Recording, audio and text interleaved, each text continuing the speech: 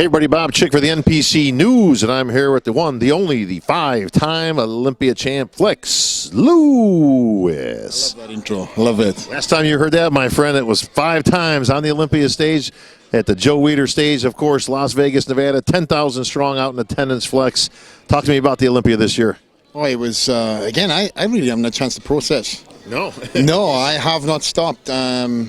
I've had, I would say, 2 weeks of downtime, but that's downtime to the average person is crazy time. Yeah. But it really hasn't sunk in. It normally doesn't do that until Christmas time, to be honest with you.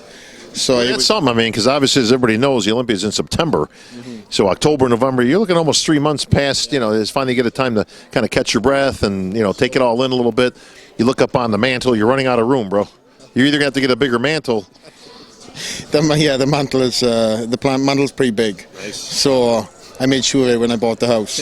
No, but all jokes aside, for me, I focus every year on the next one. I haven't got no numbers in my head.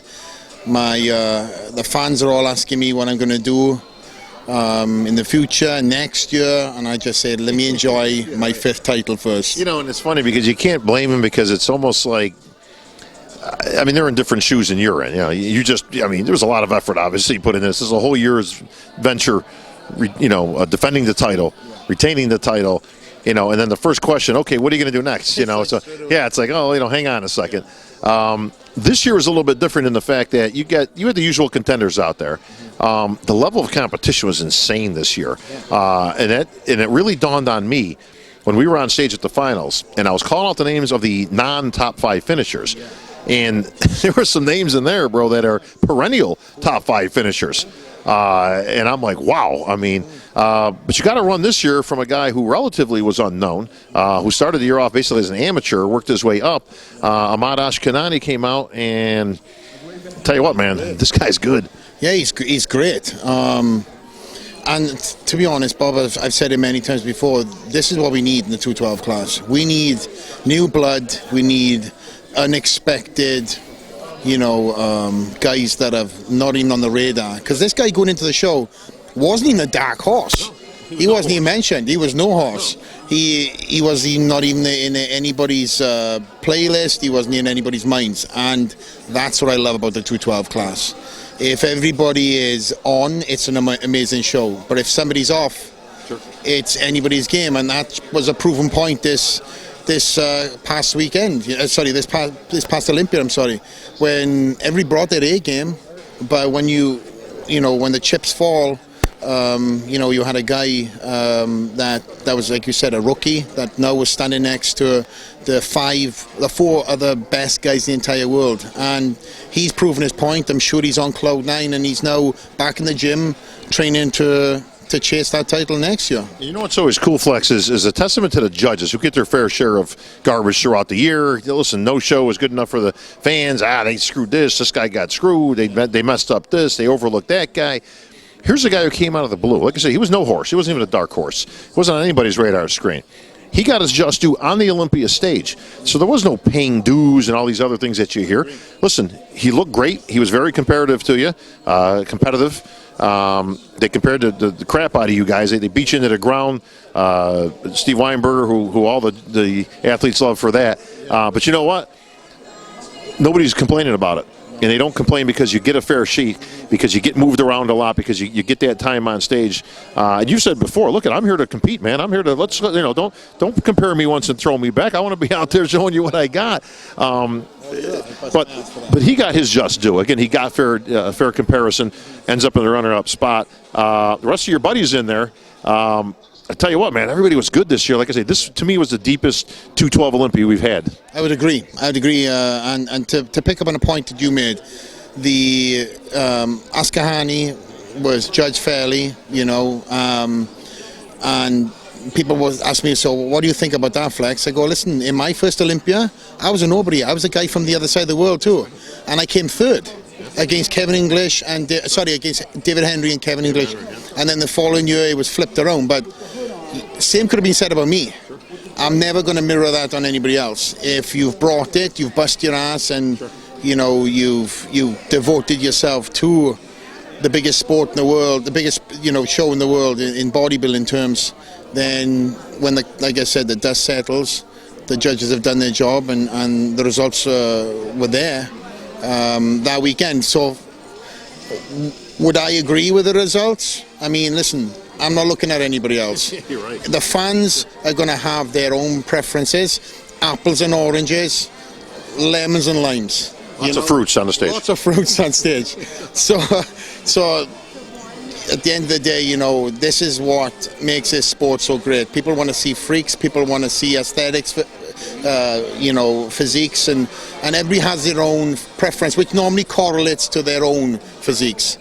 So again, there's guys from the Middle East that don't like me at the moment because I beat that guy, but there's also guys in the Middle East that are happy that there's somebody representing their country now that is able to stand in that top three. So where we are right now, it's where we are right now. I know that Ascahani is driven, he's motivated, and he's looking forward to next year's Olympia, and it just is going to motivate me the first of the year when I get back into the gym. Let's take a second and put the fan hat on. There you go. Very well done, sir. Phil Heath wins number 6.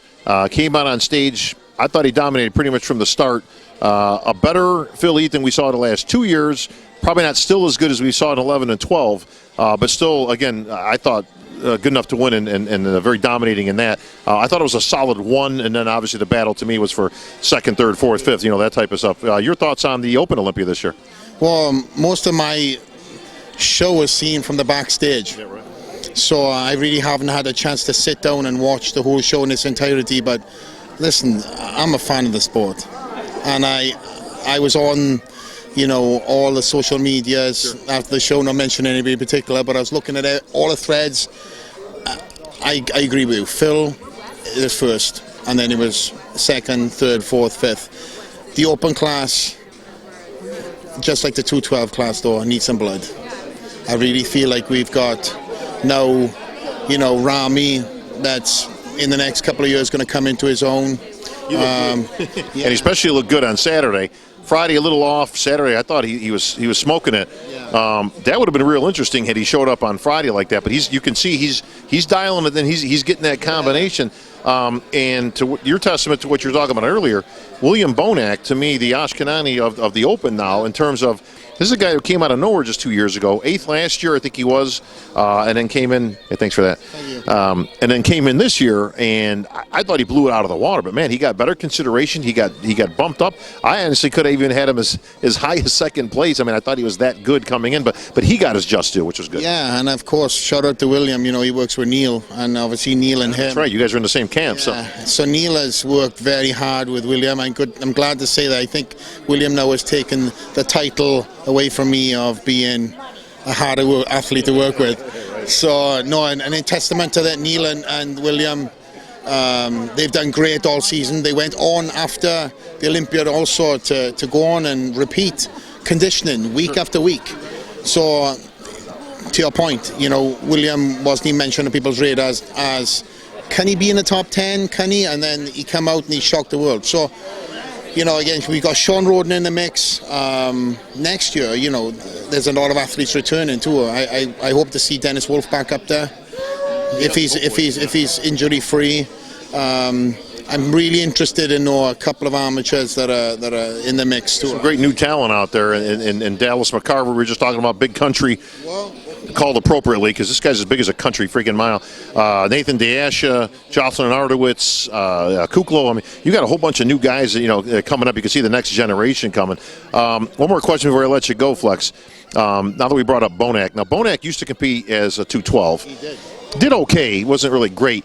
Then he kind of blew it up, and now he's done very well in the Open. Now, you're no stranger to people, of course, asking you the eternal question, hey, you're going to go in the Open? And now even more so, they look at a guy like Bonac and they go, look, man, this guy's won shows, done this and that. Their question, and again, to me, it's an easy one.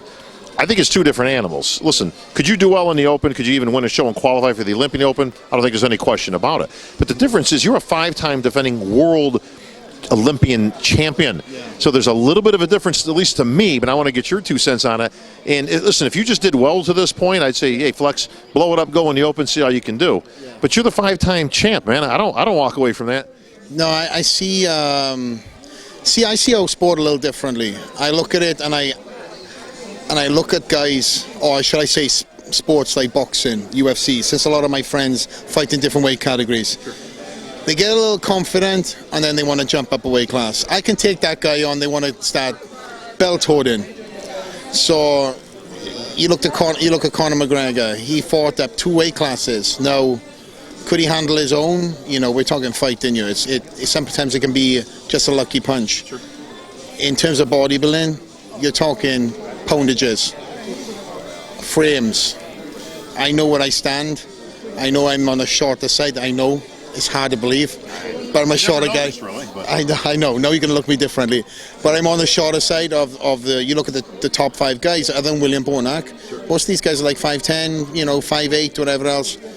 So they've got the framework to hold that muscle too. Now, not that I'm saying I've not had that thought in my head, but then it gets dispelled. Like you said, I've defended the title now for 5 years, for 4 years, and having won it 5 years ago. Where I stand now, my future is in the 212 class. Where I stand now. Sure. I'm not trying to commit myself to next year's show already, but thank you. Well, to me, that's an easy one. I mean, like I said, you're the defending champ. It's a big difference than let's say a William Bonac, who was not the defending champ, who was not a 212 champ. He was a competitor, and he was a damn good one.